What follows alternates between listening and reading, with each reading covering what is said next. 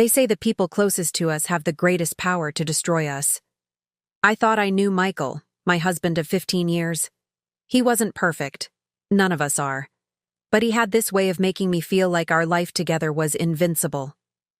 His ambition drove our family forward. His charisma filled every room. And his promises, though sometimes extravagant, made me believe in impossible things. But there's a fine line between ambition and deception, and I was about to discover just how elaborately Michael had been lying to my face all this time. Before we jump back in, tell us where you're tuning in from, and if this story touches you, make sure you're subscribed, because tomorrow I've saved something extra special for you. It started with a text message. Not meant for me, of course. A simple notification lighting up his phone as it sat on our kitchen counter while he showered upstairs. I'd never been the type to snoop. Trust was the cornerstone of our marriage, or so I thought. But something about the name Elise, with a heart emoji, caught my eye. I hesitated for a moment, my hand hovering over his phone, a battle between respect for privacy and a gnawing intuition raging within me. Just this once, I whispered to myself, picking up the phone. What I found wasn't just evidence of an affair. That would have been painful enough. No, what I discovered was the unraveling thread of a double life so meticulously crafted that it made me question every memory we'd built together over 15 years. Can't wait to see the beach house this weekend, the message read. Did you? Tell her you're at another conference? Beach house? What beach house? I scrolled up, my hands trembling as message after message revealed plans, purchases, and promises. A parallel life Michael had been building with another woman while I managed our household and raised Zoe, our 12-year-old daughter. I set the phone down, my mind racing to process what I'd seen. Maybe there was an explanation. Maybe this wasn't what it seemed. I needed to confront him directly, give him a chance to explain before jumping to conclusions. That's what reasonable adults do, right? When Michael emerged from the shower, hair still damp and whistling some cheerful tune, I was sitting at the kitchen island, his phone placed deliberately between us. We need to talk about Elise, I said quietly, and the beach house. The transformation was immediate. His easy smile vanished, replaced by something cold and calculating I'd never seen before. He didn't try to deny it, didn't attempt to craft some elaborate explanation. Instead, he sighed, a sound of relief, not remorse. I was going to tell you after Zoe's school recital next week, he said, running a hand through his hair. I didn't want to ruin it for her. Tell me what exactly? My voice remained steady, though inside I was screaming. That I'm leaving Rebecca. Elise and I. It's been almost 2 years now. I've been trying to find the right time. 2 years. The words hit me like physical blows. 2 years of lies, of me believing we were building a life together while he was systematically dismantling it behind my back. The beach house, I managed to ask. An investment property on the coast. I bought it last year. With what money? We had a joint account. We made financial decisions together. At least I thought we did. But as Michael began explaining, the true extent of his betrayal became clear. There wasn't just another woman. There was another financial life entirely. Secret accounts, credit cards in his name only, investments I knew nothing about. I've already moved most of my things, he continued, as if discussing something as mundane as a grocery list. I kept enough here so you wouldn't notice, but the rest is at the beach house with Elise. I should have been crying. I should have been throwing things or screaming or doing any of the things people do in movies when their world implodes. Instead, I felt a strange, detached calm, the kind that comes just before a devastating storm. And what about our home? Our savings? Zoe's college fund? Each question was a test, one I already knew he'd fail. That's what I wanted to talk about after the recital, Michael said, reaching for his phone. Things are a bit complicated financially right now. The beach house required more capital than I anticipated, and some investments haven't matured as expected. Complicated how? My voice had dropped to barely above a whisper. The mortgage is behind 3 months, he admitted, not quite meeting my eyes. And there are some credit card balances that need addressing, about $28,000 worth. The room seemed to tilt around me. Our home, the 4-bedroom colonial we'd purchased when I was pregnant with Zoe, the place where I'd painted clouds on her nursery ceiling and planted the cherry tree in the backyard to mark her birth, was on the verge of foreclosure, and I'd had no idea. You've put us in debt, and now you're just leaving? The words felt insufficient for the magnitude of his betrayal. I'll send what I can when I can, he said, already backing toward the door, as if my knowledge of his deception had accelerated his departure timeline. Elise and I are actually flying to Barcelona tomorrow. She has a work opportunity there. Might be 6 months. I'll be in touch when we're settled. Barcelona, 6 months. The casual way he dropped this information, as if he were announcing a quick trip to the grocery store, made me realize he'd already mentally vacated our marriage. Long ago, I was talking to a stranger wearing my husband's face. And Zoe? I asked, thinking of our daughter upstairs, headphones on, homework spread across her bed, blissfully unaware that her world was about to shatter. Something flickered across Michael's face then, the briefest hesitation, a ghost of the man I thought I'd married. She'll understand someday, he said finally. Kids are resilient. Tell her I'll call when I get to Barcelona. With that, he was gone, out the door with nothing but his phone and the clothes on his back, leaving behind 15 years of marriage, a daughter, and financial ruin in his wake. I stood in our kitchen, my kitchen now, I supposed, trying to breathe around the knot of panic forming in my chest. How would I tell Zoe? How would I make the mortgage payments? How had I missed the signs of such profound betrayal? The sound of footsteps on the stairs jolted me back to the present. Zoe appeared in the doorway, headphones hanging around her neck, her expression instantly alert when she saw my face. Mom? What's wrong? Where's Dad going? I saw him get in an Uber from my window. I looked at my daughter, so perceptive, so quick to read emotional cues, and realized I couldn't shield her from this reality, no matter how much I wanted to. Honey, I said, gesturing for her to sit beside me. There's something I need to tell you about your father. The week after Michael left felt like moving through quicksand. Every step, every decision, every breath required effort I wasn't sure. I expected Zoe to collapse in tears when I told her, but my daughter surprised me. Her face had hardened as I explained her father's betrayal, her eyes growing colder with each detail. So he's just gone? She'd asked, her voice unnervingly steady. With some woman named Elise? When I nodded, unable to soften this brutal truth, she'd simply squared her shoulders and asked, What do we do now? What do we do now? The question haunted me as I lay awake at night, staring at the ceiling of the bedroom Michael and I had shared. I didn't have an answer. Not yet. But I knew I needed to start somewhere. The morning after Michael's departure, I called in sick to my part-time job at the community college library and began the grim process of assessing our financial situation. What I discovered turned my stomach. Our joint checking account, which should have contained nearly $5,000, had been drained to just $212.46. The savings account I thought held Zoe's college fund, approximately $15,000 we'd been setting aside. Since her birth, showed a balance of $427.83. 2 withdrawals, both made 3 days earlier, had emptied both accounts. Michael's parting gift. The mortgage statement confirmed what he'd said. We were 3 months behind, with the bank threatening foreclosure if the full amount wasn't paid within 30 days. And the credit card statements revealed balances across 4 different cards totaling $28,143.16. Some charges I recognized: groceries, Zoe's braces last year, the roof repair after the storm. But others were clearly for his other life: plane tickets, jewelry store purchases, weekend getaways to coastal towns when he'd told me he was at business conferences.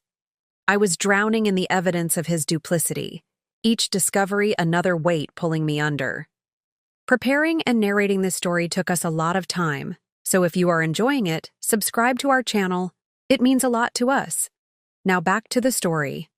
But it was the email confirmation for a $6,200 diamond pendant from Tiffany, dated just 2 weeks ago and sent to his personal email that he'd accidentally left logged in on our shared laptop, that finally broke me.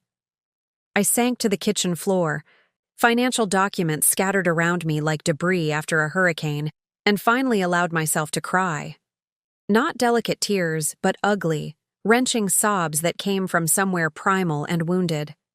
I cried for the years wasted, for the love I'd given so freely to someone who clearly didn't deserve it, for the financial hole that seemed impossible to escape, and most of all, for Zoe, whose father had walked away without a backward glance. Don't know how long I sat there, but eventually, the storm passed, leaving behind a strange clarity. I was 42 years old with a nearly teenage daughter, a house in pre-foreclosure, crushing debt, and a part-time job that barely covered groceries. Michael had been the primary breadwinner with his role as a marketing executive, while I'd scaled back my career when Zoe was born, never quite returning to full-time work. The odds were stacked against us, but giving up wasn't an option, not with Zoe depending on me. I pulled myself off the floor, splashed cold water on my face, and made a pot of coffee. Then I grabbed a notebook and began to write. I needed a plan, and I needed it immediately. First priority: prevent foreclosure. The bank required $7,800 to bring the mortgage current. Second, minimum payments on the credit cards to avoid further damage to my credit score. That would be about $900 monthly across all 4 cards. Third, daily expenses, utilities, groceries, Zoe's needs, gas for the car, another $2,500 per month. At minimum, my part-time library position brought in just under $1,800 monthly after taxes. The math was brutal and unforgiving. Even if I put every penny of my salary toward these expenses, we'd still fall short by thousands each month. I could sell the house, but the market was down, and with foreclosure looming, I'd be negotiating from a position of desperation. I could file for bankruptcy, but that would only address part of the problem and would have long-term consequences. I could try to track Michael down in Barcelona and demand support, but something told me that would be both futile and humiliating. Mom? Zoe's voice broke through my spiral of calculations. She stood in the doorway, still in her pajamas despite it being nearly noon. Her dark hair, so like her father's, pulled back in a messy ponytail. Are you okay? I'm working on it, I answered, forcing a smile. Just figuring things out. She crossed the kitchen and peered at my notebook, her eyes scanning the columns of numbers. Is it bad? I hesitated, caught between wanting to protect her and knowing she deserved honesty. It's challenging, I said finally, but we'll manage. Because Dad took all our money. Not a question, but a statement, flat and cold. Some of it, I acknowledged. We still have options. Like what? She asked, pulling out a chair and sitting. Across from me, her expression serious beyond her 12 years. Like me getting a better job for starters, I said, trying to inject confidence into my voice. My master's degree in library science is still worth something. I can look for full-time positions, maybe even branch out into corporate information management. Zoe nodded, but her eyes remained skeptical. What about the house? Will we have to move? I don't know yet, honey. Maybe. We might need something smaller, more affordable. She absorbed this, her fingers tracing patterns on the kitchen table. We'd bought at a flea market when she was 5. I could get a job too. Mia's brother delivers newspapers and he's only 14. My heart squeezed painfully in my chest. That's sweet of you. But your job is to be a kid and go to school. This is adult stuff and I'll handle it, But no buts, I said firmly. Now how about you get dressed and we'll grab lunch at that sandwich place you like? I could use a break from all these numbers. It was an extravagance we couldn't afford, but I needed a moment of normalcy, a space to pretend that our world wasn't collapsing around us.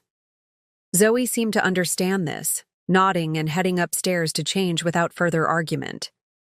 As I watched her go, a new wave of anger toward Michael surged through me. How dare he do this to her? To us? The man I'd married, the father who had held his newborn daughter with tears in his eyes and promised to move mountains for her if necessary. Was he ever real? Or had it all been an elaborate performance? Role he played until something more exciting came along? The sound of the doorbell jolted me from these bitter thoughts. I wasn't expecting anyone, and the last thing I wanted was to make small talk with a neighbor or, worse, explain why Michael's car was no longer in the driveway. I opened the door to find a delivery man holding a thick envelope. "Rebecca Sullivan?" he asked, checking his clipboard. "Yes, that's me. Special delivery. Need your signature here." He thrust a digital pad toward me.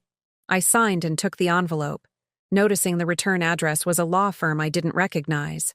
Braddock, Meyer, and Associates. My stomach twisted as I closed the door. Whatever this was, it couldn't be good news. With trembling fingers, I tore open the envelope and pulled out the contents. Legal documents, densely worded and intimidating. As I scanned the first page, key phrases jumped out at me. Petition for dissolution of marriage, expedited proceedings, international jurisdiction considerations. Michael was filing for divorce, from Barcelona.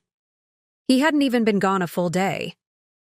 The papers slipped from my fingers, scattering across the hallway floor as a strange, hollow laugh escaped me. Of course he would do this. Use the element of surprise, strike first, control the narrative. It was what made him successful in business, this ability to anticipate and outmaneuver. And now he was applying those same tactics to dismantling our marriage as efficiently as possible. "Mom?" Zoe called from upstairs. "I can't find my blue sneakers." I gathered the divorce papers and shoved them back into the envelope, tucking it under a stack of mail on the hall table. One crisis at a time.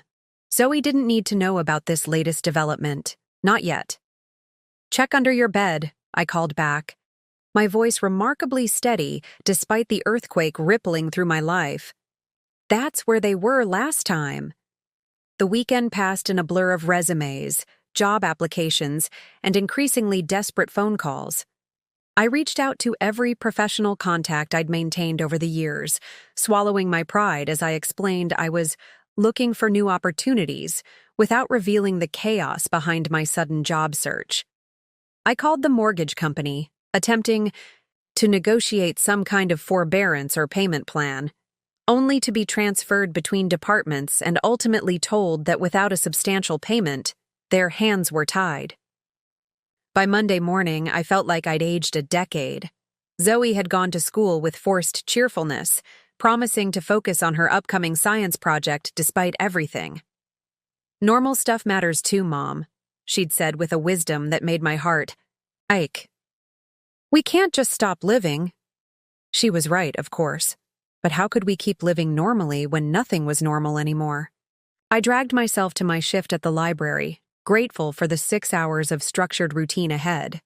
My supervisor, Eleanor, a sharp-eyed woman in her 60s who'd run the community college library for over 20 years, noticed my distraction. Immediately, "You look like you've been through the ringer," she commented as I shelved returns with robotic precision. "Anything you want to talk about?" Part of me wanted to maintain the facade that everything was fine, but I was too exhausted for pretense. "Michael left," I said simply. "For another woman, and it turns out we're in significant debt." Eleanor's expression shifted from concern to something harder.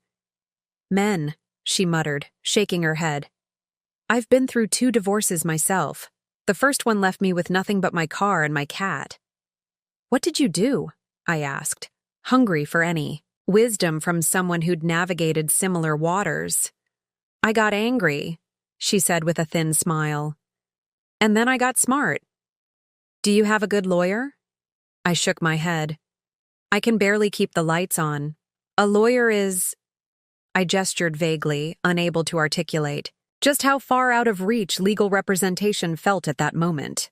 You need to talk to Shannon over in the legal studies department, Eleanor said decisively. She runs the community legal aid program. They might be able to help, at least with initial consultation.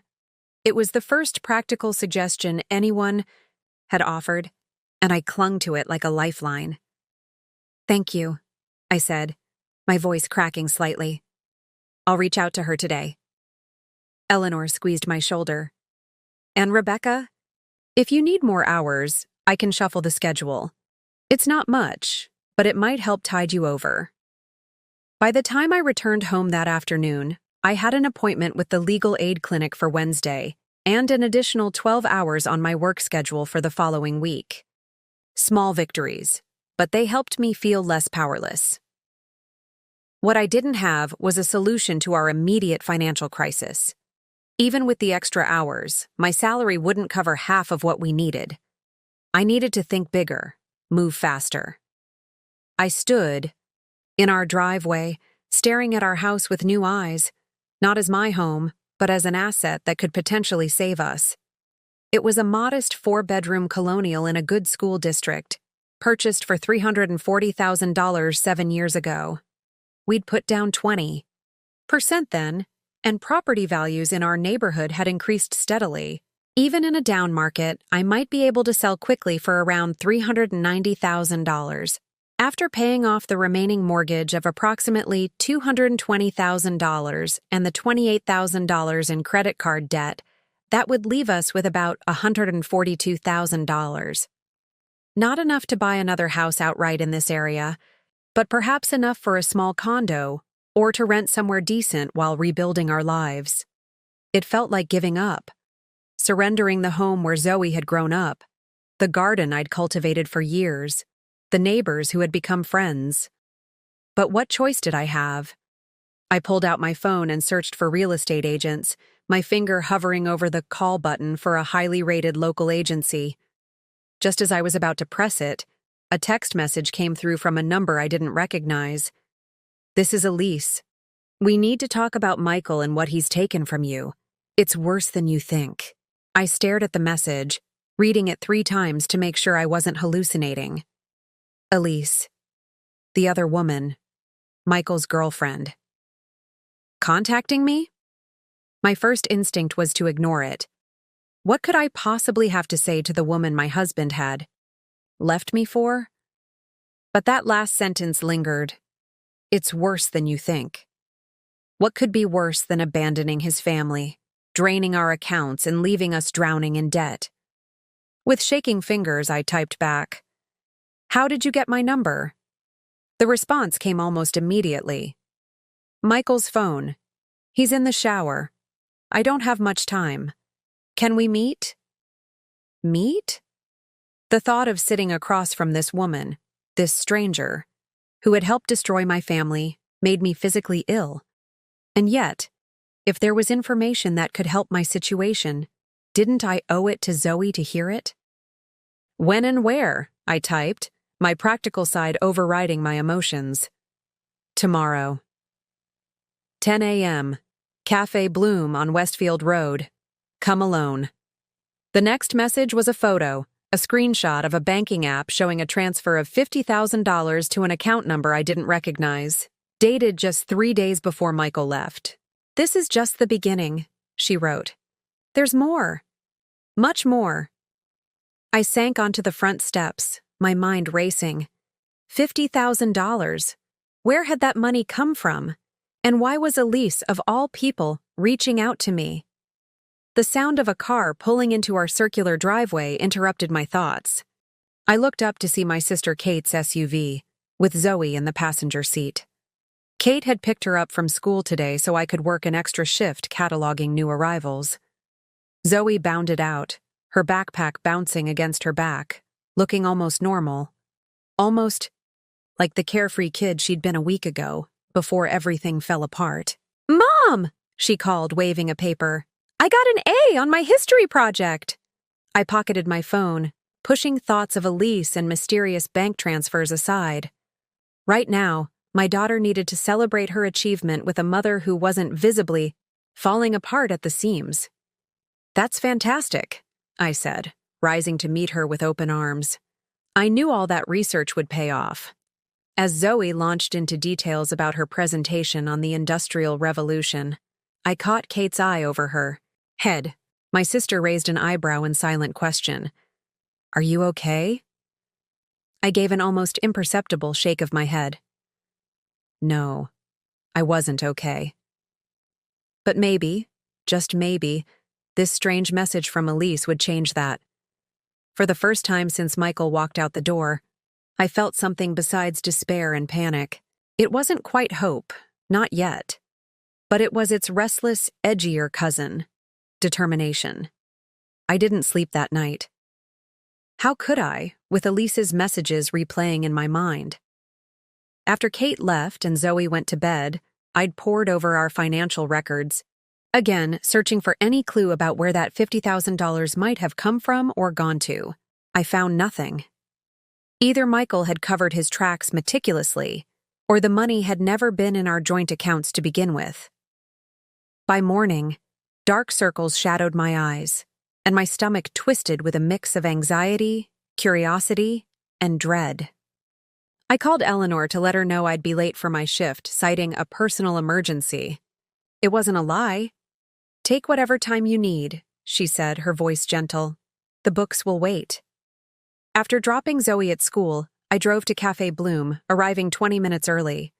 I chose a table in the corner with a clear view of the entrance, and ordered a black coffee I couldn't afford, my eyes darting to the door with each new arrival. At exactly 10:01 a.m., she walked in. I recognized her immediately from the glimpses I'd caught on Michael's phone that fateful day. Elise was younger than me, mid-30s perhaps, with sleek blonde hair and the kind of polished appearance that spoke of expensive tastes. She wore oversized sunglasses despite the cloudy day, removing them only after she'd scanned the cafe, and spotted me in the corner. As she approached my table, I braced myself for hatred, for jealousy, for the primal rage I should feel toward the woman who had helped destroy my marriage. Instead, I felt oddly detached, as if watching this scene unfold in a movie about someone else's life. "Rebecca," she said, sliding into the chair across from me. "Thank you for meeting me." I didn't return the pleasantry. "You said it's worse than I think? Explain." A flicker of surprise crossed her face at my directness, quickly replaced by something that looked almost like respect. She placed her designer handbag on the table and extracted a manila folder. "I think Michael is involved in something illegal," she said without preamble, her voice low. "And I'm starting to fear I might be implicated." Of all the things I'd imagined, she might say, this wasn't even on the list. "Illegal how?" "I'm not entirely sure," she admitted, opening the folder. "But I've found discrepancies. Money moving through accounts that shouldn't exist. Conversations with people whose names change depending on who he's talking to. And this." She slid a document across the table. It was a bank statement for an account in the Cayman Islands, with a balance that made my breath catch. $1.2 million. "This isn't Michael's only offshore account," she continued. "There are others in Switzerland and Singapore, at least 3 that I know of." I stared at her, my mind struggling to process what she was suggesting. Michael's annual salary was around $120,000. We lived comfortably, but not this. "Exactly," Elise said, leaning forward. "And yet he purchased a $780,000 beach house in cash last year. He's been living well beyond his means, beyond even what I understood his means to be when we met. And you're just noticing this now?" I couldn't keep the skepticism from my voice. Elise had the grace to look embarrassed. "I knew he was well off. Obviously. But I thought it was family money or smart investments. He told me he'd built a successful side business in cryptocurrency trading." She paused. It wasn't until we arrived in Barcelona that things started feeling off. The people he's meeting with here, they're not the type you want to be associated with. So, what exactly are you suggesting? I asked, trying to make sense of her revelations. That Michael is, what? Embezzling? Involved in organized crime? I don't know, she said, frustration evident in her voice. But last night I overheard him on the phone talking about cleaning a significant sum by the end of the month. And he mentioned that he'd taken care of loose ends back home. A chill ran through me. Loose ends. Is that what Zoe and I were to him now? Why are you telling me this? I asked, suddenly suspicious. If you think he's doing something illegal, why not go to the police? Elise's perfectly manicured fingers tapped nervously on the manila folder. Because I don't have enough proof. And because... She hesitated. Because I think I might be in danger. Michael isn't who I thought he was. A bitter laugh escaped me before I could stop it. Welcome to the club. Her eyes flashed with genuine emotion for the first time. I know you have every reason to hate me, but believe me when I say I didn't know about the debt he left you with. I didn't know he had a plan to drain your accounts and leave you financially ruined. And that would have made a difference to you? I challenged. Maybe not then, she admitted, but it does now. No one deserves what he's done to you. She pushed the entire folder toward me. These are copies of everything I've found. Account numbers, transaction histories, names of people he's been in contact with. I don't know if it will help, but you should have it. I took the folder, still wary. And what do you want in return? Nothing, she said, rising from her chair. Consider it a guilty conscience, or self-preservation. I'm flying back to the States tonight, and Michael doesn't know. I suggest you take that information to someone who can help you recover what's yours. As she turned to leave, a thought struck. Meet the beach house, I said. Where exactly is it? She paused, then scribbled an address on a napkin. Plum Island, North Shore. She hesitated, then added, There's a hidden safe in the master bedroom closet. Behind the shoe rack, lower right panel. The combination is your daughter's birthday. Before I could respond, she was gone, the cafe door swinging shut behind her. I sat there, staring at the folder in my hands, trying to process what had just happened. The Michael I thought I knew, steady, honest, occasionally pompous but fundamentally decent, had never existed. In his place was a stranger, calculating, duplicitous, possibly criminal. My phone buzzed with a text from Eleanor at the library, asking if I'd be in today. I quickly replied that I had a family emergency and wouldn't make it in, promising to make up the hours. Another financial hit we couldn't afford, but I needed time to figure out what to do with this information. I drove home, my mind raced with possibilities.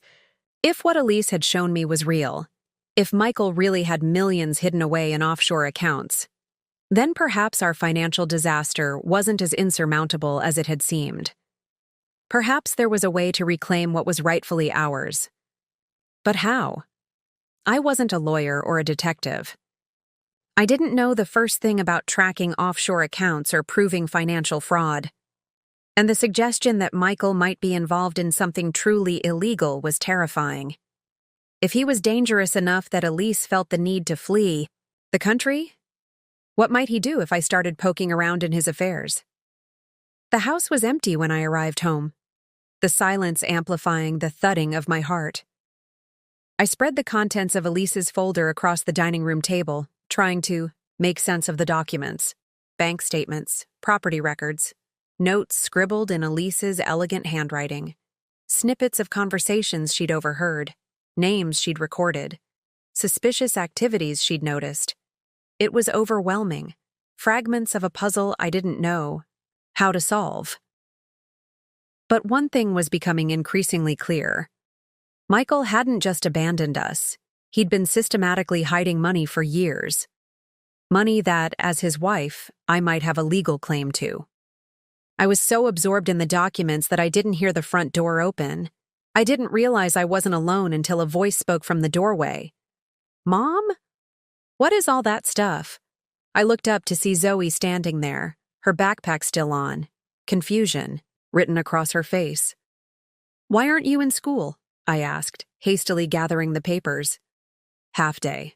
Teacher development," she said, moving closer to examine the scattered documents. "Is that Dad's name? And what's a Cayman account?"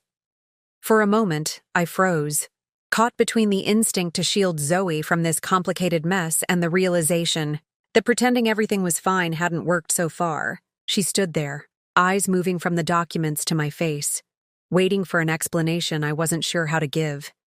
"It's financial information," I said finally, settling on a partial truth. "About Dad." "The secret accounts?" she asked, surprising me. She set her backpack down and moved closer to the table. "I knew he had those." I stared at her. "What do you mean you knew?" Zoe shrugged, somehow looking both young and impossibly mature at the same time. "I heard him on the phone once talking about moving assets offshore. I Googled what that meant." She picked up one of the Cayman Islands statements. "This is what he was talking about, right? Hiding money?" My mind reeled. How much had she overheard? How long had she been piecing things together while I remained oblivious? "Zoe," I said carefully, "what else do you know about Dad's financial activities?" She pulled out a chair and sat down, suddenly looking tired. "Not much. Just bits I'd overhear when he thought I was doing homework with my headphones on. He'd take calls in his office, but sometimes he'd pace around the house." She hesitated. "He talked about laundering a few times. I thought maybe he was just really into clean clothes." Despite everything, I nearly smiled at that. "And you never mentioned this to me?" A flash of guilt crossed her face. "I tried once. Remember last summer when I asked if Dad was in trouble? You told me everything was fine and not to worry about adult stuff." The memory hit me like a physical blow. We'd been at the community pool, and Zoe had suddenly asked if her father was doing something wrong with money. I'd dismissed it as a child's misunderstanding, assuring her that her father was a respected professional who would never do anything unethical. "I'm sorry, sweetheart," I said, reaching for her hand. "I should have listened better." "It's okay," she said with a maturity that broke my heart. "You didn't know either." I took a deep breath, making a decision. "You're right. I didn't know. But now I'm starting to find out. And I think it's only fair that you understand what's happening too." I gestured to the chair beside me. "Want to help me figure this out?" Her eyes widened, surprise and something like relief washing over her face. "Really? You're not going to tell me it's adult stuff again?" "Well, it is adult stuff," I acknowledged. "But it's also our life. Yours and mine. And you've already shown you're a lot more observant than I gave you credit for." For the next hour, Zoe and I went through the documents together. I explained what I'd learned from Elise in simplified terms, omitting the more worrying implications about potential danger. Zoe absorbed it all with remarkable composure, occasionally asking questions that revealed a sharper financial understanding than I would have expected from a 12-year-old. "So Dad has all this money hidden away, but he left us with nothing?" she summarized, indignation coloring her voice. "That's what it looks like," I confirmed. "The question is, what can we do about it?" Zoe chewed her lip thoughtfully, a habit she'd had since she was a toddler figuring out puzzles. "We should go to that beach house," she said decisively. "The one on Plum Island. If there's a safe with my birthday as the combination, we should see what's in it." "I don't know, Zoe," I said, hesitant. "That property legally belongs to your father. Entering without permission could be considered breaking and entering." "It's not breaking if we have a key," she pointed out, "and I bet I know where it is." Before I could ask what she meant, she was on her feet and heading for Michael's home office, a room I'd avoided since he left, unwilling to face the space. where he'd apparently orchestrated his double life. Zoe went directly to the desk, pulling open the bottom drawer and reaching beneath it. Her small fingers found something taped to its underside, a small envelope. Inside was a single key with a blue rubber grip. "How did you know that was there?" I asked, astonished. "I saw him hide it once," she explained. "When I asked about it, he said it was a key to a special place where he kept surprises.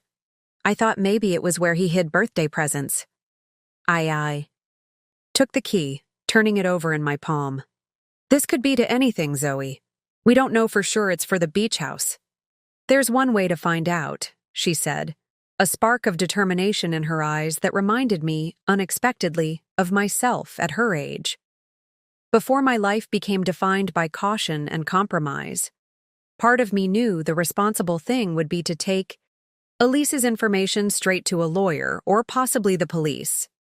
But another part, the part that had been feeling powerless since Michael's betrayal, was tired of playing by the rules while he broke them with impunity. "The beach house is about an hour away," I said, making up my mind. "If we leave now, we can be back before dinner." Zoe's face lit up with a mixture of excitement and vindication. "I'll grab my jacket." As she bounded up the stairs, I pulled out my phone to text Kate, asking if she could come over for dinner tonight. I needed to tell her what was happening, and I might need her support depending on what we found at the beach house. "Ready?" Zoe announced, returning with her jacket and a small backpack. "What's in the bag?" I asked. "Stuff we might need," she replied cryptically. "Flashlight, magnifying glass, my tablet with a camera. Planning a full investigation, are we?" I said, raising an eyebrow. She grinned, the first genuine smile I'd seen from her in days. "Dad always said I'd make a good detective. Let's see if he was right." The drive to Plum Island took us north along the coast, past increasingly expensive properties with ocean views. I'd been to this area a few times for day trips to the beach, but I'd never imagined Michael owning property here. The median home price in this exclusive enclave was well beyond what our combined salaries could have afforded. As we drove, Zoe grew quieter, staring out the window at the passing scenery. "Mom," she said eventually, "do you think Dad ever really loved us?" The question pierced my heart. I wanted to give her reassurance, to protect her from the full harshness of her father's betrayal.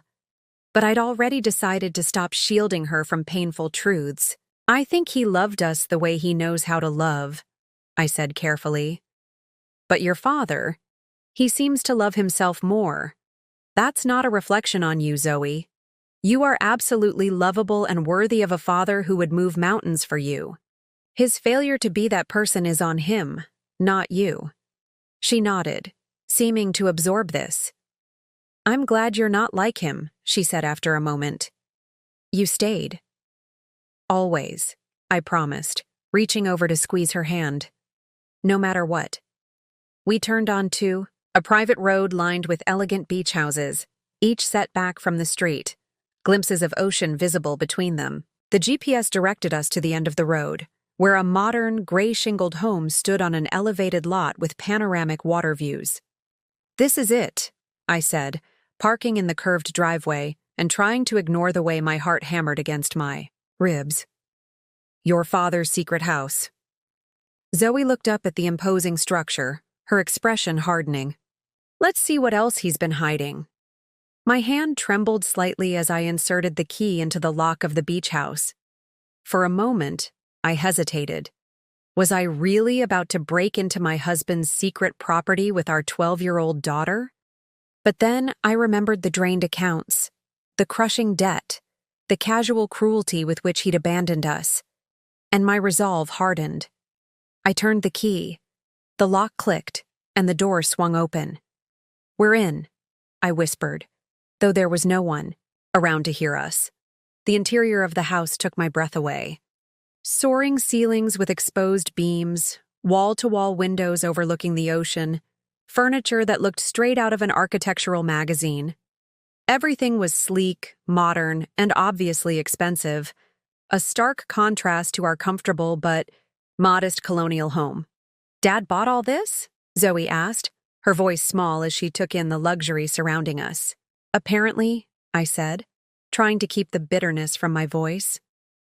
We moved through the space like explorers in a foreign land, noting details that revealed Michael's secret life.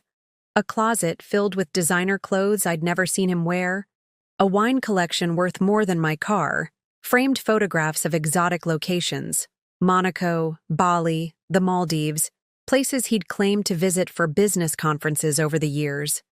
But it was what we didn't find that struck me most. No photos of Zoe, no mementos of our family, no trace of the life we'd shared for 15 years. In this house, we simply didn't exist. "Mom," Zoe called from upstairs. I found the master bedroom. I followed her voice to a spacious suite with panoramic ocean views. The king-sized bed was impeccably made, covered in what looked like 1,000 thread count, sheets, and a cashmere throw. The nightstands held books in languages I couldn't read, and a pair of expensive-looking watches.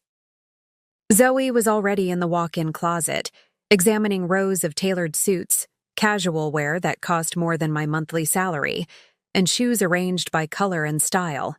She knelt by the right side of the closet, fingers tracing the edge of the lower panel behind the shoe rack. "This looks different from the rest," she said, pressing various spots along the seam. "There's a slight gap here." I joined her on the floor, examining the panel. She was right. It was subtly different from the surrounding woodwork, with nearly invisible hinges on one side, but there was no obvious way to open it. "It must have a pressure mechanism," I mused, pressing different areas of the panel. Nothing happened. "Let me try," Zoe said, her small fingers moving methodically across the surface. Suddenly, with a soft click, the panel popped open slightly. "Got it!" Behind the panel was exactly what Elise had described, a digital safe embedded in the wall. The keypad glowed softly, waiting for input. "My birthday," Zoe whispered, a mixture of emotions crossing her face. He used my birthday for his secret safe. I couldn't decide if this was touching or manipulative, using his daughter's birth date to protect his secrets while abandoning that same daughter without a backward glance. But now wasn't the time for such reflections. "Do you want to do the honors?" I asked. Zoe nodded, her fingers hovering over the keypad. "August 17th, 2010, she murmured as she pressed the numbers.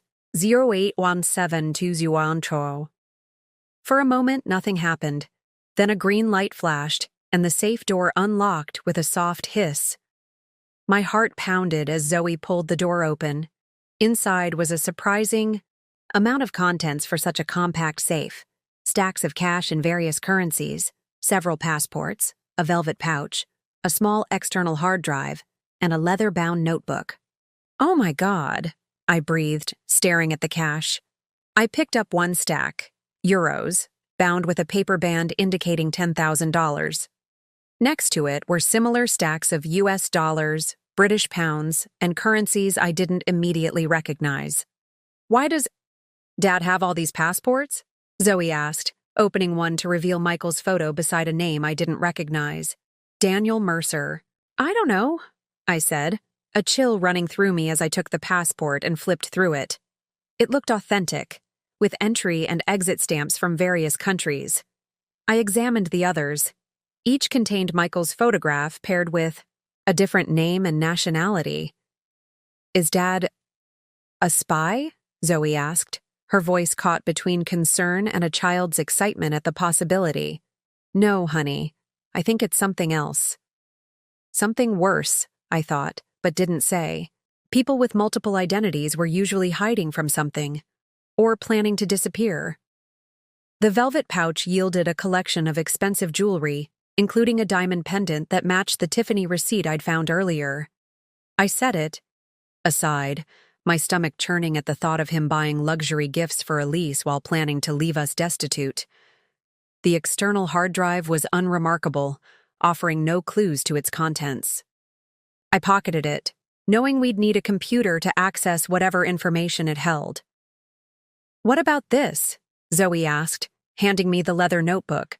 As I opened it, I realized we'd found something even more valuable than the cash or jewelry. The notebook contained detailed records, account numbers, passwords, contact information, and transaction histories. Michael had meticulously documented his financial shell game, perhaps never imagining that his wife and daughter would be the ones to discover it. "This is it," I said, my voice barely above a whisper. "This is everything we need." Several pages were dedicated to something called Project Lighthouse, with amounts in the millions flowing between various entities, some with names that triggered distant memories, companies Michael had mentioned in passing over the years, clients he'd claimed to consult for occasionally. "Mom, look at this," Zoe said, pointing to a page near the back of the notebook. It contained a list of names, each followed by a percentage. The largest percentage, 35%, was next to the name Carter Wilson. "Who's Carter Wilson?" she asked. The name rang a faint bell. "I think he was your father's boss a few years ago before Michael moved to his current company." Why would Dad's old boss be getting the biggest percentage of whatever this is? A theory was beginning to form in my mind, one that explained Michael's hidden wealth, the multiple passports, and the elaborate financial structures.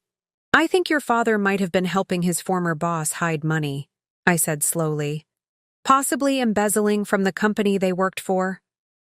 Zoe's eyes widened. "Is that why we have to be careful?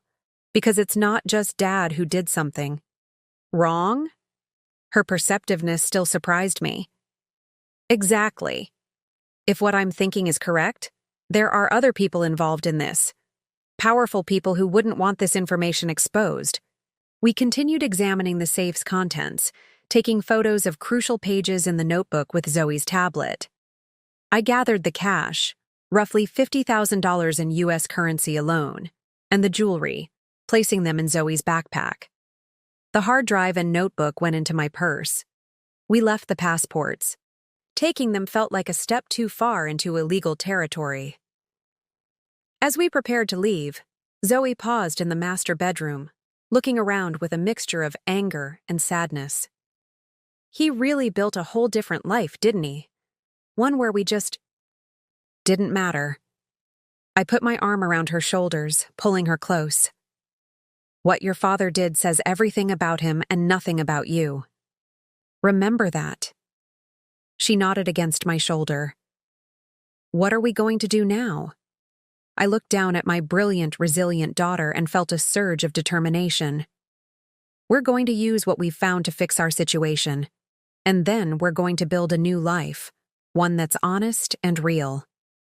As we locked the beach house and walked back to the car, I felt lighter than I had in days. We weren't out of danger, far from it, but for the first time since Michael left, we had leverage. We had options. What we didn't know was that we'd triggered something else by opening that safe, something that would bring Michael hurtling back into our lives far sooner than we expected.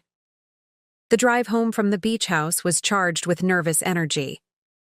Zoe kept the backpack with the cash and jewelry on her lap, her hands resting protectively on top as if she feared it might disappear.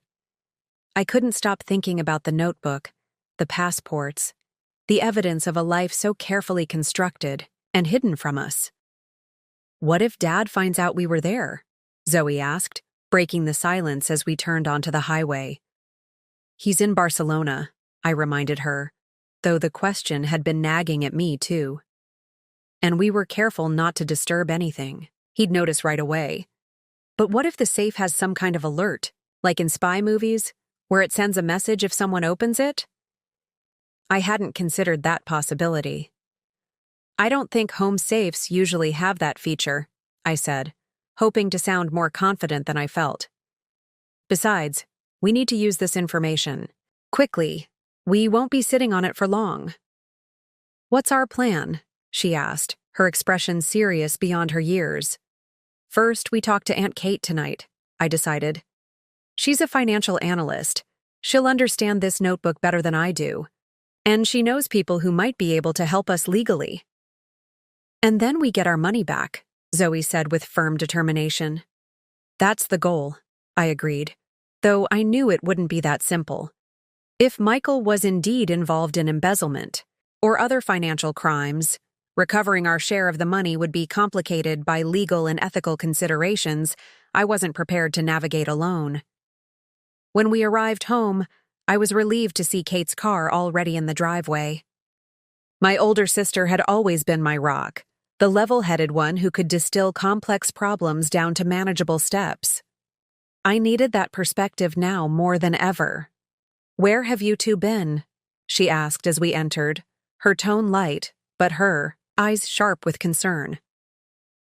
"I've been here for 20 minutes.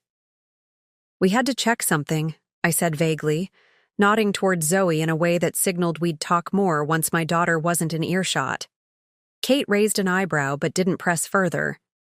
"I brought dinner, that lasagna you like from Giovanni's."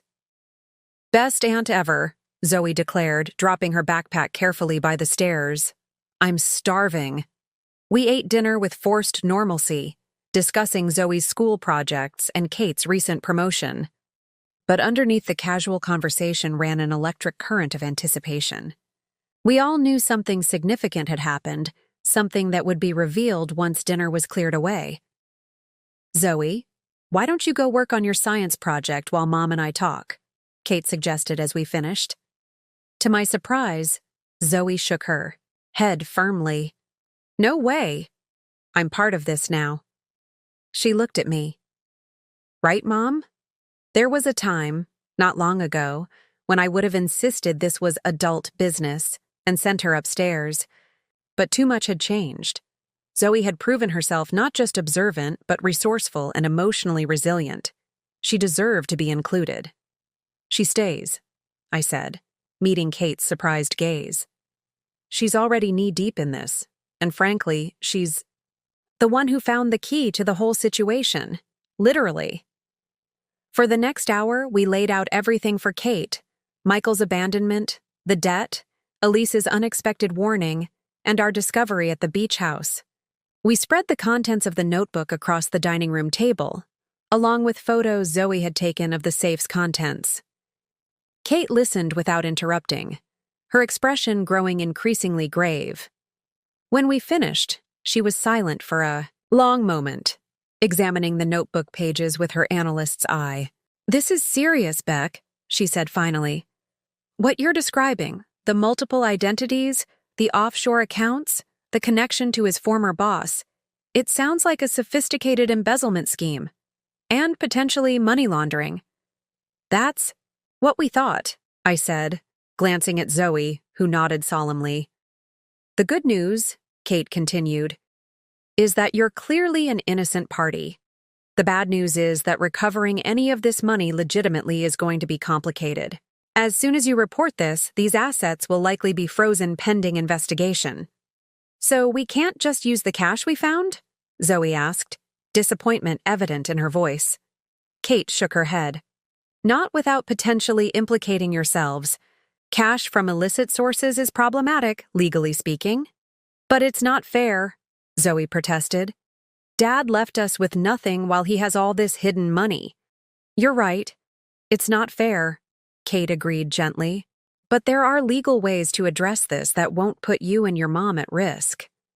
She turned to me. "You need a lawyer, Beck, a good one, who specializes in financial fraud and divorce cases. And possibly the FBI, depending on the scale of what Michael's involved in." The mention of the FBI sent a chill through me. This was escalating beyond what I'd imagined when we'd set out for the beach house. "I have a colleague," Kate continued, "whose brother works for a law firm specializing in exactly these kinds of cases. I can call him tonight, see if he can meet with you tomorrow."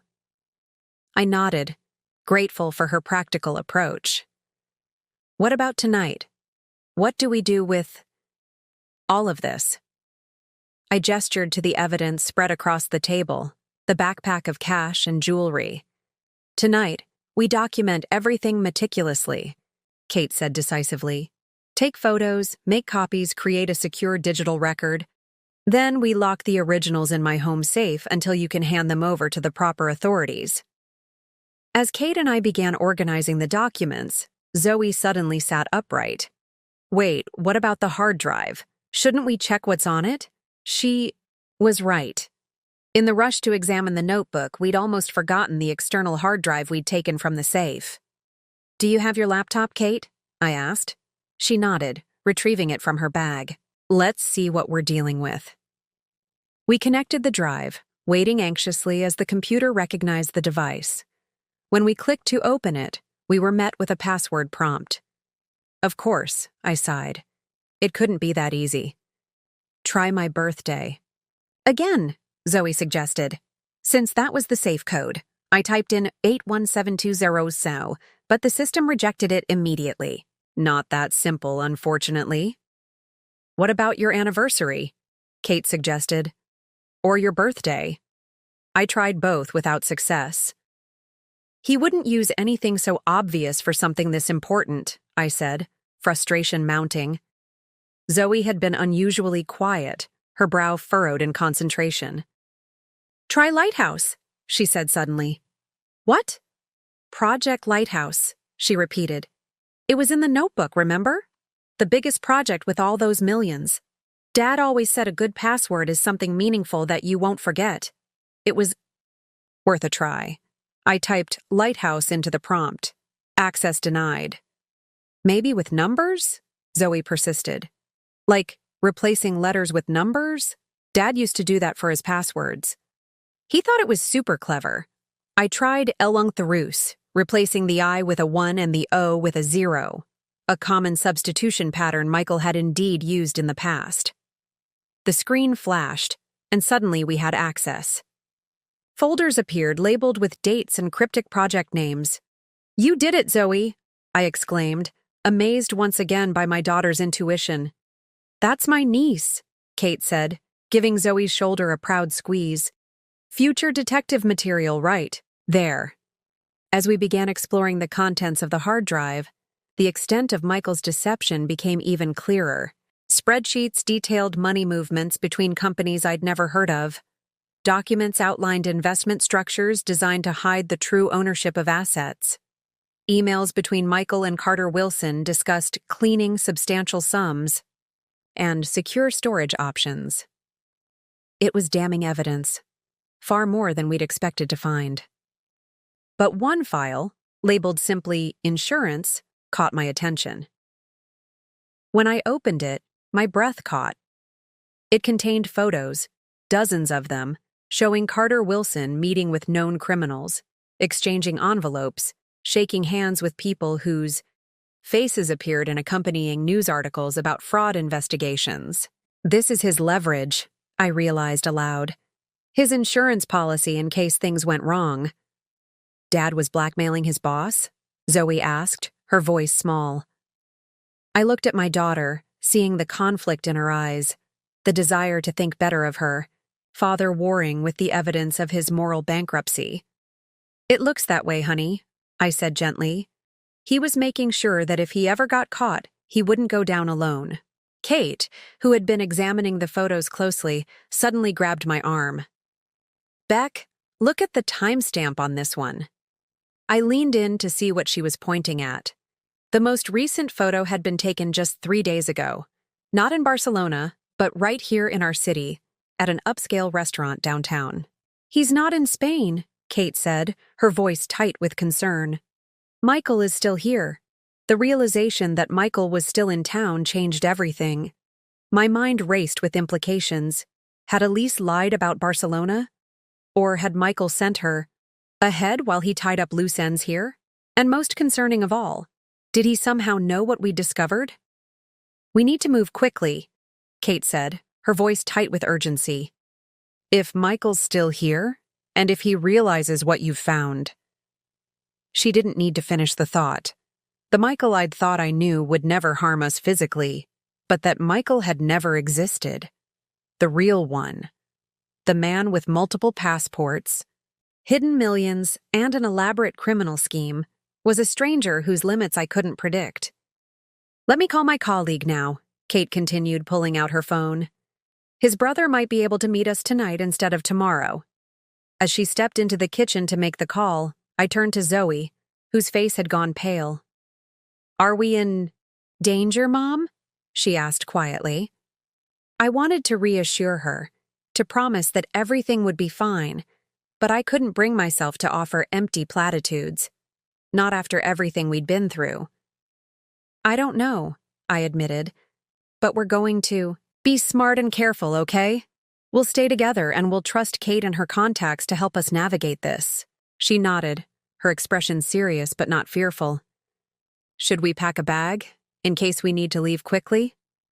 My chest tightened at her pragmatism. No child should have to think this way. But she was right. Good idea. Just essentials for a day. Or two. Can you do that while I help Aunt Kate organize these documents? As Zoe headed upstairs, I began gathering the notebook pages and photos, arranging them in a logical order. The task helped focus my scattered thoughts, giving my hands something to do while my mind processed our new reality. Kate returned, her expression a mixture of relief and tension. Good news. Andrew's brother can see us tonight at his home office. He's a senior partner at Lockhart & Associates. They specialize in high-profile financial fraud cases. Tonight? I glanced at my watch. It was already past 8 p.m. He understands the urgency. And Beck? She hesitated. He thinks we should bring everything with us. All the evidence, the cash, everything. He's concerned your house might not be secure. A chill ran through me. You think Michael might come here? I think we can't rule it out, she said carefully, especially if something alerted him that the safe was opened. The same concern Zoe had raised in the car. I thought of the security cameras we'd spotted outside the beach house. Had I missed one inside, monitoring the safe? It seemed paranoid, but then again, everything about this situation would have seemed paranoid a week ago. Zoe's packing a bag now, I said. I should do the same. Kate nodded. I'll organize the documents and the drive. Meet me back down here in 10 minutes. I hurried upstairs, passing Zoe's room where I could hear her moving about purposefully. In our bedroom, my bedroom now, I grabbed a small duffel bag and filled it with essentials. Clothes, toiletries, medication, my passport and birth certificate. I hesitated at my jewelry box, then added the few valuable pieces I owned, including my grandmother's pearl necklace. If we needed funds quickly, they could be sold. As I zipped the bag, my phone buzzed with a text message. Unknown number, I know. What you did. We need to talk. Meet me at the diner on Westfield in 30 min. Come alone or things get complicated. My hands went cold. There was no signature, but it had to be Michael. How had he known? And what exactly did he think I'd done? Found the beach house. Opened the eye. Safe? Or something else? I stared at the message, torn between fear and a sudden, unexpected anger. After everything he'd done, abandoning us, stealing our savings, leaving us drowning in debt, he had the audacity to threaten me? For a moment, I considered deleting the message and pretending I'd never received it. We'd go to Kate's lawyer friend, turn over the evidence, and let the legal system handle Michael. The safe, responsible choice. But another part of me, a part I barely recognized, wanted to confront him, to look him in the eye and demand answers for his betrayal. To show him I wasn't the passive, trusting fool he'd taken me for all these years. A soft knock on the doorframe pulled me from these dangerous thoughts. Zoe stood there, a small backpack slung over one shoulder. I'm ready, she said, then frowned when she saw my expression. Mom? What's wrong? I quickly locked my phone screen. Nothing, honey. Just thinking about next steps. She didn't believe me.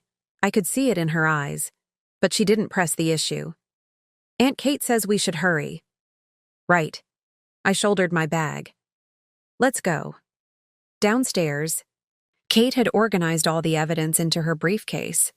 The cash and jewelry were back in Zoe's backpack, which now sat by the front door. Everything was ready for our hasty departure. "The lawyer's expecting us in 40 minutes, Kate said. "His home office is in Briarwood, about a half-hour drive." "Great," I said, not meeting her eyes. "Let me just grab my phone charger from the kitchen." Once out of sight, I quickly replied to the text, "I'll be there." Then I deleted both messages and took a deep breath, trying to calm my racing heart. I wasn't actually going to meet Michael. That would be insane. But confirming the meeting might buy us time if he was watching the house, expecting me to leave alone. When I returned to the foyer, Kate was helping Zoe into her jacket. "Ready?" she asked, picking up her briefcase. "Actually," I said, improvising, "I realized I forgot to submit my work hours for the library. If I don't do it by midnight, I'll miss this pay period." The lie felt clumsy on my tongue, but I pressed on.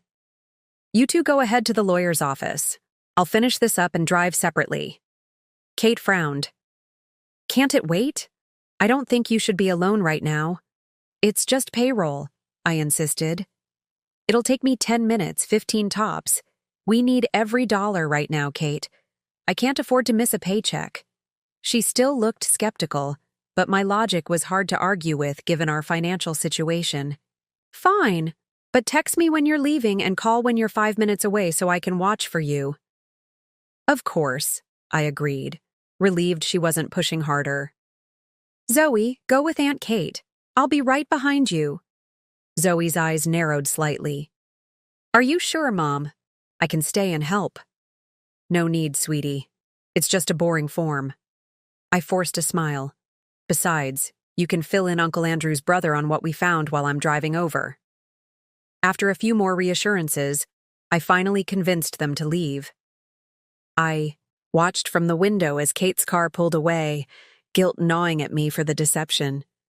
But I needed answers that only Michael could provide, answers about where our money had really gone, about how long he'd been planning to abandon us, about whether he'd ever loved us at all. As soon as their taillights disappeared around the corner, I grabbed my purse and keys. The diner on Westfield was only 10 minutes away. I'd meet Michael, get my answers, and still make it to the lawyer's office before Kate grew suspicious. At least, that was the plan. What I didn't realize was that Michael had plans of his own, and that by agreeing to meet him alone, I'd just walked right into his trap. The neon sign of Westfield Diner cast an eerie blue glow across the half-empty parking lot as I pulled in. My hands were steady on the steering wheel, but my heart hammered against my ribs. What was I doing here? Meeting my estranged, potentially dangerous husband alone without telling anyone where I was going. It was reckless, possibly even dangerous. But 15 years of marriage had ended with unanswered questions that burned inside me. I needed to face him, to see for myself what kind of man could abandon his family so completely. I checked my watch. 9:12 p.m. I was a few minutes early. I scanned the parking lot for Michael's sleek black Audi but didn't see it. Maybe he was already inside, or perhaps he'd arrived in a different vehicle. One of many deceptions I was only beginning to uncover. The bell above the door jingled as I entered the diner. At this hour, only a few booths were occupied, an elderly couple sharing pie, 2 truckers at the counter, and a solitary man in the back corner, his face obscured by a newspaper. My pulse quickened. Was that him? The man lowered his paper, and I exhaled sharply. Not Michael, just a stranger who gave me a brief, disinterested glance before returning to his reading. I chose a booth with a clear view of both the entrance and the parking lot, sliding in with my back to the wall. A tired-looking waitress approached, and I ordered coffee I didn't want, just to have a reason to stay. As the minutes ticked by, my initial determination began to waver.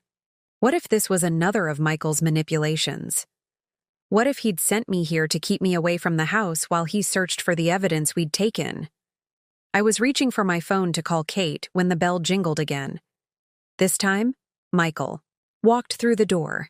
Seeing him hit me harder than I'd expected. He looked exactly the same as he had the day he left.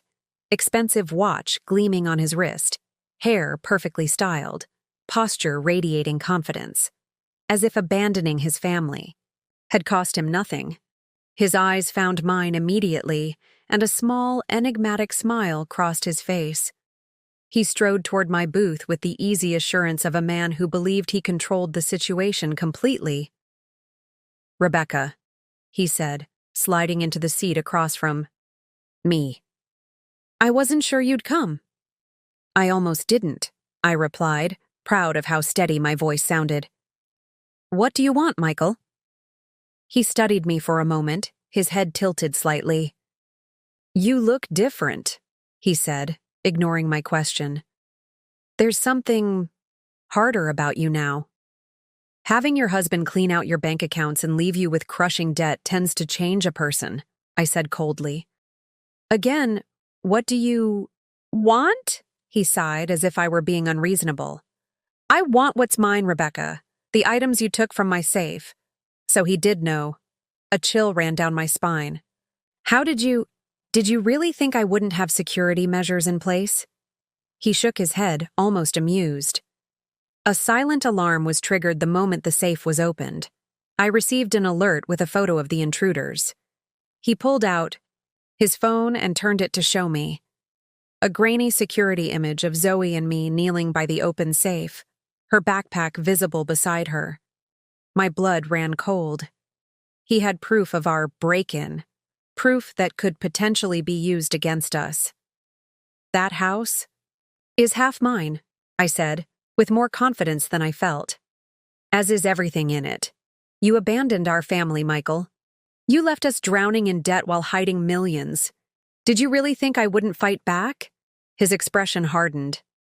"Don't try to play the victim, Rebecca. You had a comfortable life, a beautiful home. A home that's about to be foreclosed on because you stopped making payments," I hissed, leaning forward. "You drained our savings, maxed out credit cards in my name, and vanished. What kind of monster does that to his own child?" A flicker of something, guilt, annoyance, crossed his face before his mask of calm returned. "You're being dramatic. I was going to send money once I was settled." "Like the $50,000 you transferred 3 days before you left? Or the millions hidden in offshore accounts?" I watched his face carefully, savoring the moment his composure slipped. "How do you—" He stopped himself, eyes narrowing.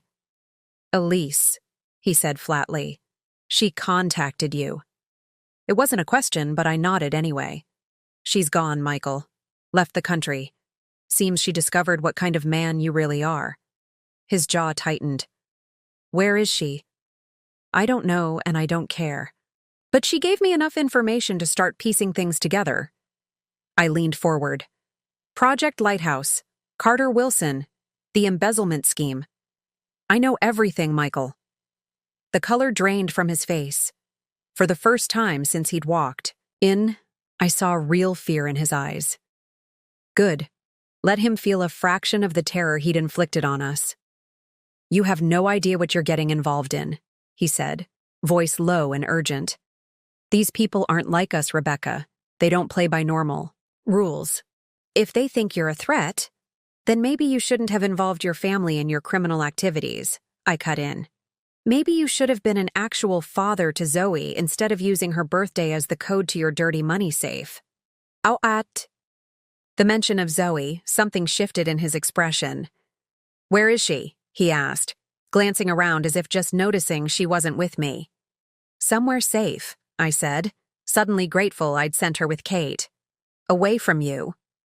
Michael's hand shot across the table, grabbing my wrist with bruising force. "Listen to me carefully," he said, his voice barely above a whisper. "You need to return everything you took. The notebook, the hard drive, all of it. You have 24 hours. After that, I can't protect you." "Protect me?" I laughed, a harsh sound even to my own ears. "You've never protected me. You've only ever protected yourself." His grip tightened painfully. "This isn't a game, Rebecca. People will die if that information gets out." Before I could respond, my phone buzzed on the table. A text from Kate. "Where are you?" "Lawyer is waiting." Zoe is worried. Michael's eyes flicked to the screen, then back to me. "Who knows about this? Who have you told?" The genuine fear in his voice sent a fresh wave of alarm through me. I tried to pull my wrist free, but his grip was like iron. "Let go of me," I said quietly. "Answer the question, Rebecca. Who knows?" "Everyone knows," I lied, staring directly into Michael's eyes. "Kate, her husband, their lawyer friend. We've made copies of everything and distributed them to multiple people. If anything happens to me or Zoe, it all goes public." It was a gamble, but I needed to neutralize the threat he posed. For a moment, indecision flickered across his face as he processed this information, his grip on my wrist still painfully tight. "You're bluffing," he said finally, but uncertainty had crept into his voice. "Try me," I challenged. "After what you've done to us, do you really think I wouldn't take precautions? Let go of my wrist, Michael, or I'll scream right here in this diner. How would you explain that to your business associates?" His eyes darted around the diner, assessing the other patrons, the waitress behind the counter. Slowly, reluctantly, he released me. I rubbed my wrist, already seeing the marks his fingers had left. "You've changed," I said quietly. "Or maybe I just never knew you at all." "You have no idea what you're dealing with," he said, leaning forward. "Carter Wilson isn't just some corporate executive. The people he's involved with are the same people you're involved with," I interrupted. "That's your problem, not mine. You created this mess.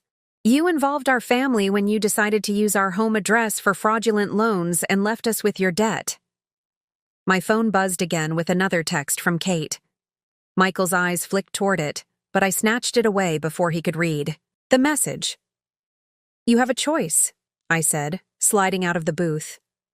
"Turn yourself in, make things right, or wait for the authorities to come to you. Either way, I'm done being your victim." As I stood, Michael reached for me again, but I stepped back, raising my voice just enough to be heard by nearby diners. "Don't touch me again." He froze, aware of the attention we were drawing. In that moment, I saw something I'd never seen in my husband's eyes before: desperation. The controlled, confident man was gone, replaced by someone cornered and dangerous. 24 hours, he said, his voice low and threatening. "Get me everything. The notebook, the hard drive, all of it. Or you'll regret it. I know where Zoe goes to school. I know your sister's address." My blood ran cold at the implicit threat to our daughter, but I refused to show fear. "If you go anywhere near Zoe, I'll make sure you never see daylight again." Without waiting for his response, I turned and walked steadily toward the exit, my heart pounding. I didn't look back, though every instinct screamed that he might follow me. Only when I reached my car did I allow myself to tremble, fumbling with the keys before finally managing to unlock the door. As I pulled out of the parking lot, I checked my rearview mirror obsessively, half expecting to see Michael's car behind me. Instead, I saw him still in the diner, on his phone, his expression dark with anger. I drove 2 blocks before pulling over, my hands shaking too badly to continue. I called Kate, who answered on the first ring. "Rebecca, where are you? We've been worried sick." "I'm sorry," I said, my voice cracking as the full impact of what had just happened hit me. "I did something stupid. I met with Michael." Her sharp intake of breath spoke volumes. "Are you okay? Did he hurt you?" "I'm fine," I assured her, though the bruises forming on my wrist suggested otherwise. "But Kate, he's threatening us. He knows about the beach house, the safe, everything. And I think he might be dangerous." "Where are you now?" Her voice was calm but urgent. "About 10 minutes from you.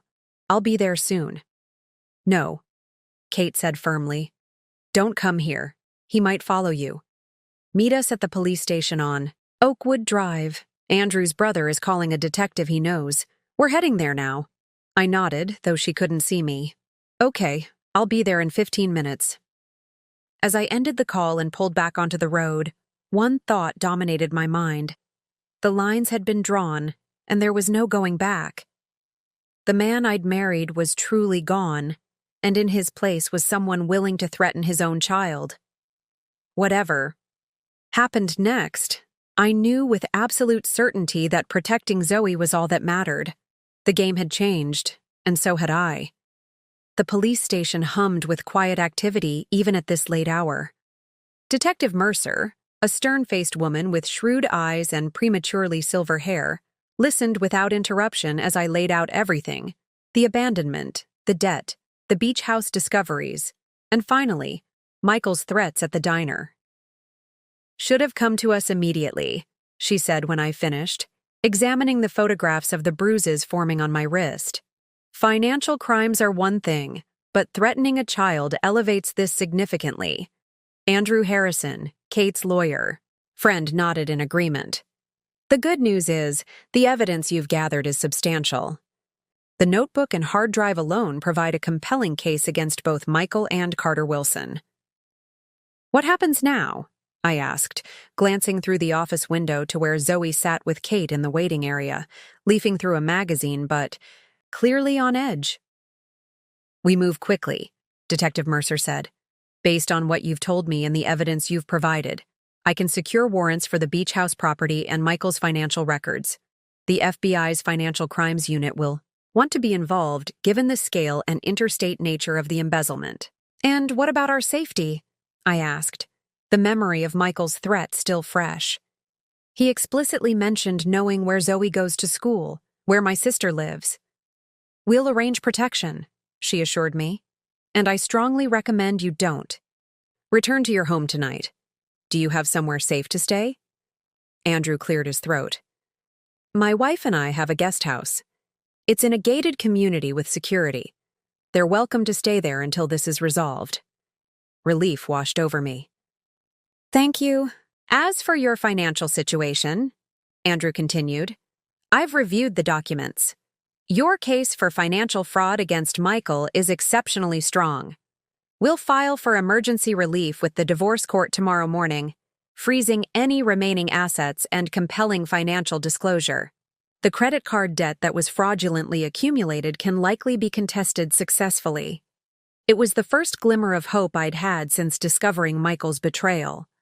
Detective Mercer excused herself to begin processing the warrants, leaving Andrew and me to discuss next steps. "There's something else you should know," he said once we were alone. "The involvement of someone like Carter Wilson complicates things. Men in his position have resources, connections. This won't be a quick or easy process." "I don't care how long it takes," I said firmly. "I just want what's rightfully ours, and I want Michael to face consequences for what he's done." Andrew nodded, his expression grave. "Based on what I've seen, prison time is likely. For both of them." "Are you prepared for that reality?" Was I? The thought of Michael in prison didn't bring the satisfaction I might have expected. Despite everything, we'd shared 15 years together. He was Zoe's father, but I thought of his hand gripping my wrist, the casual way he'd threatened our daughter, and my resolve hardened.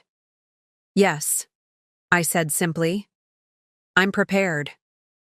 When I rejoined Kate and Zoe in the waiting area, my daughter looked up with questions in her eyes. "Are we in trouble?" she asked quietly. I sat beside her, taking her hand. "No, honey. The police are going to help us. We're staying at Andrew's guest house tonight, and tomorrow we start the process of fixing everything." She nodded, processing this. "And Dad? What happens to him?" The question hit me like a physical blow. How do you explain to a child that her father might go to prison? That the life she knew was irrevocably altered not by circumstance but by choice? His choice? "Dad made some very serious mistakes," I said carefully. "There will be consequences for those choices, but that's not something you need to worry about right now." "I'm not worried about him," Zoe said, her voice suddenly hard. He threatened us. He left us with nothing. He deserves whatever happens. The vehemence in her tone startled me. I'd been so focused on the practical aspects of our situation that I'd nearly overlooked the emotional toll on Zoe. She wasn't just processing abandonment anymore, but betrayal of the deepest kind. Feelings like that are natural, I said gently. But holding on to anger hurts you more than it hurts him. We're going to focus on moving forward, on building something new. As we left the police station, escorted by an officer who would follow us to Andrew's property, I caught sight of our reflection in the glass doors. Mother and daughter, holding hands, walking into an uncertain future. We looked smaller than I remembered, more vulnerable. But there was a determination in our posture that hadn't been there before. Whatever came next, we would face it together. The worst was behind us now, or so I thought. The events of the next 72 hours unfolded with dizzying speed. The warrants Detective Mercer secured led to a coordinated operation involving local police and FBI agents. Michael was arrested at an airport hotel, passport in hand, and a ticket to Singapore in his pocket, evidence that supported our suspicion he'd been planning to flee the country. Carter Wilson was taken into custody at his office, the raid yielding additional evidence of financial crimes spanning nearly a decade. The media coverage was immediate and intense. Executive and financial manager arrested in multi-million-dollar embezzlement scheme blared across headlines. I kept Zoe away from the news, but I couldn't shield her from the whispers at school, the sidelong glances from parents who recognized our last name. Andrew proved invaluable during this period. He secured an emergency court order freezing all of Michael's known assets, filed motions challenging the fraudulent debt left in my name, and initiated proceedings for a financial settlement that recognized Michael's criminal deception. The judge was particularly moved by the fact that he drained accounts designated for Zoe's education, Andrew explained during one of our daily update calls. The court has already approved an emergency distribution from the seized assets to cover your immediate living expenses and bring the mortgage current. The relief was overwhelming. For the first time since Michael's departure, I could breathe without the crushing weight of financial ruin pressing down on me. We remained at Andrew's guest house for 2 weeks, until security assessments confirmed it was safe to return home.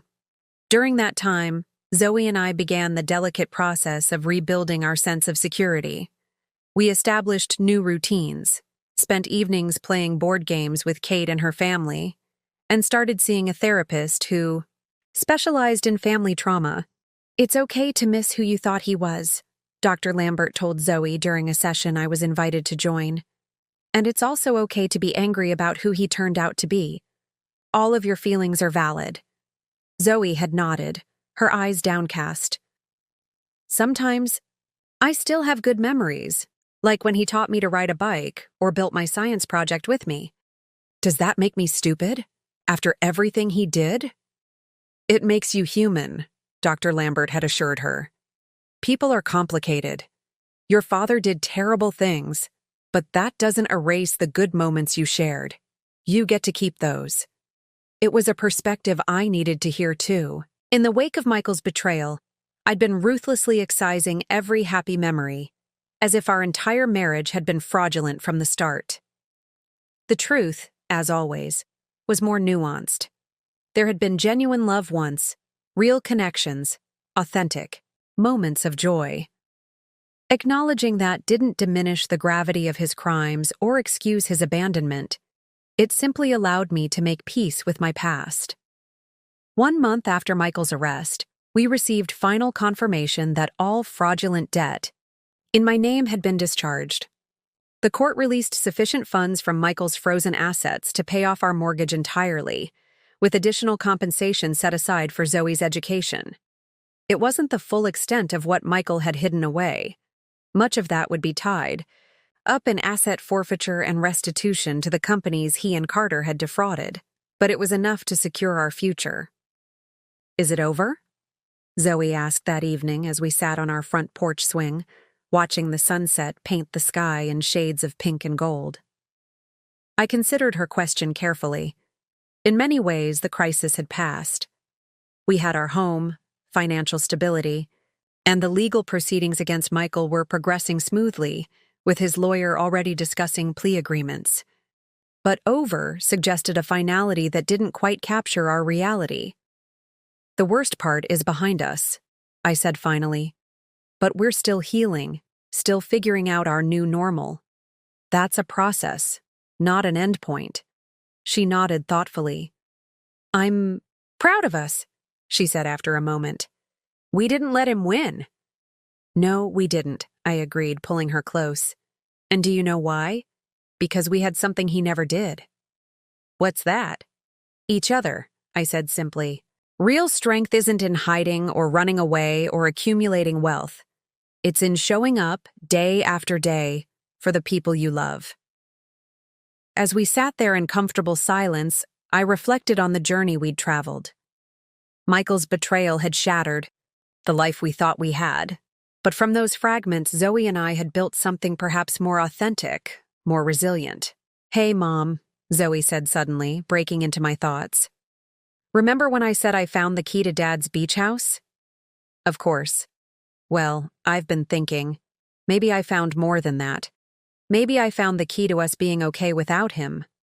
I looked at my daughter, so perceptive, so wise beyond her years, and felt a surge of gratitude that threatened to overwhelm me. You know what? I think you're absolutely right. The path ahead would have its challenges. There would be court appearances, difficult conversations, days when the weight of what we'd endured would feel heavier than others. But sitting there with Zoe, watching the day's light fade into evening's glow, I knew with absolute certainty that we would be okay, more than okay. We would thrive. The inscription on the plaque read, Rebecca Sullivan, Head of Information Sciences.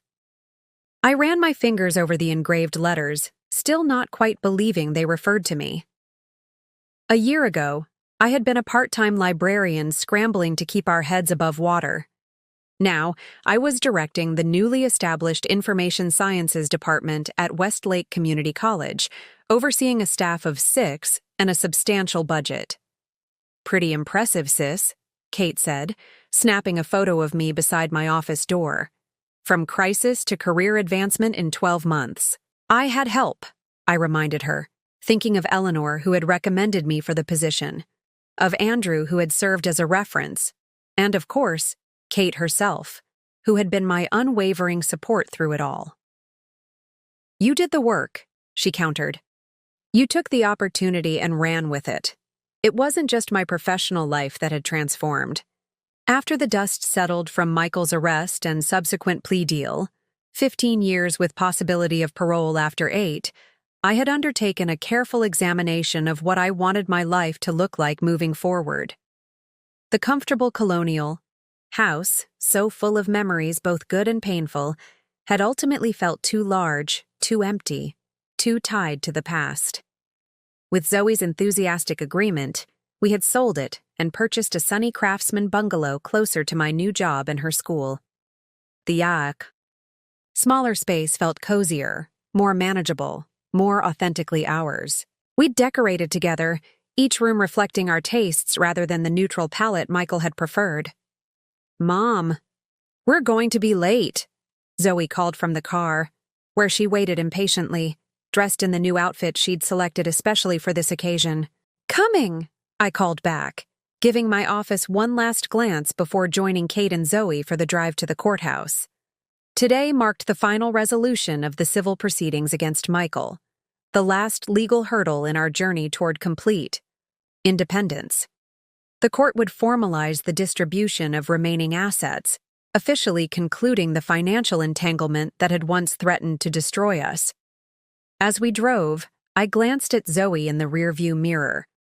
At 13, she stood on the threshold between childhood and adolescence, still my sweet, perceptive daughter, but with new edges of independence emerging daily. The trauma of Michael's betrayal had left its mark. She was more cautious now, more skeptical of easy promises, But she was also more confident in her own resilience. "Are you nervous about seeing him?" I asked quietly. She considered the question with characteristic thoughtfulness. "Not nervous exactly. Just, I don't know. It's weird. Like he's a stranger now." "You don't have to speak to him if you don't want to," I reminded her, though we'd been over this several times with both Dr. Lambert and the victim advocate assigned to our case. "I know," she said. "But I think I want to, just to see if he looks different." I understood what she meant. In our minds, Michael had transformed from the father and husband we thought we knew into someone unrecognizable. Part of her needed to see if that internal shift was reflected in his physical appearance. The courthouse was crowded, but Andrew met us at the entrance and escorted us to a private waiting area. Michael would be brought from the detention center separately, minimizing our contact with him. "Everything's in order," Andrew assured us, reviewing the final documents. "The judge has already indicated approval of the settlement agreement. This is really just a formality." When we entered the courtroom, Michael was already seated with his attorney. He looked smaller somehow, diminished by the standard-issue jumpsuit and the circumstances he'd created. When he saw Zoe, something flickered across his face. Regret, perhaps, or simply recognition of all he had lost. The proceedings moved swiftly, the judge confirming the terms we'd already agreed to. At the end, she addressed me directly. "Mrs. Sullivan, the court acknowledges the extraordinary circumstances you and your daughter have endured. While no legal remedy can fully address the breach of trust you experienced, it is the finding of this court that the settlement before us represents a just resolution to the financial aspects of this case." I nodded, grateful for her recognition, but knowing that true resolution had come not from the courts, but from the inner strength Zoe and I had discovered along the way. As we prepared to leave, Michael stood, his attorney's hand on his arm in a cautioning gesture. "Rebecca," he called, his voice hoarse. "Zoe, can I just—" Zoe paused, turning to face her father for the first time in nearly a year. "What?" she asked, her voice steady. He seemed to deflate under her direct gaze. "I'm sorry," he said simply. "For everything." Were his words sincere? Perhaps. Did they change anything? Not really. But I watched as Zoe absorbed them, weighing their value against her own healing. "I know you are," she said finally. Then, with a maturity that took my breath away, she added, "I hope you find whatever it is you're looking for, Dad." Without waiting for his response, she turned and walked out of the courtroom, head high. I followed, marveling at the young woman she was becoming. Outside, the spring sunshine washed the courthouse steps in golden light. Kate waited by her car, giving us space for this moment. "You okay?" I asked Zoe, watching her face carefully. She considered the question, then nodded. "Yeah, I am. That chapter's closed now." "And what about the next chapter?" I asked, linking my arm through hers as we descended the steps. A slow smile spread across her face. "I think it's going to be a good one." As we joined Kate and drove away from the courthouse, I reflected on the journey that had brought us here. Michael's betrayal had shattered the life we thought we had, but from those fragments, Zoe and I had built something stronger, something authentically ours. Sometimes the greatest gifts come disguised as our worst nightmares. Sometimes the deepest pain leads us to unexpected redemption. And sometimes, when someone walks out of your life, they unknowingly open the door to a better version of yourself, one you might never have discovered otherwise.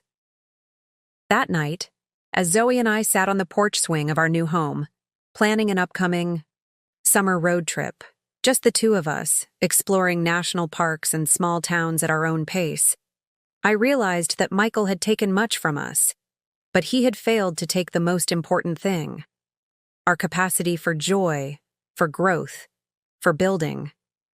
A beautiful life on our own terms. In the end, that was his greatest loss, and our greatest victory. Up next, you've got 2 more standout stories right on your screen. If this one hit the mark, you won't want to pass these up. Just click and check them out. And don't forget to subscribe and turn on the notification bell so you don't miss any upload from us.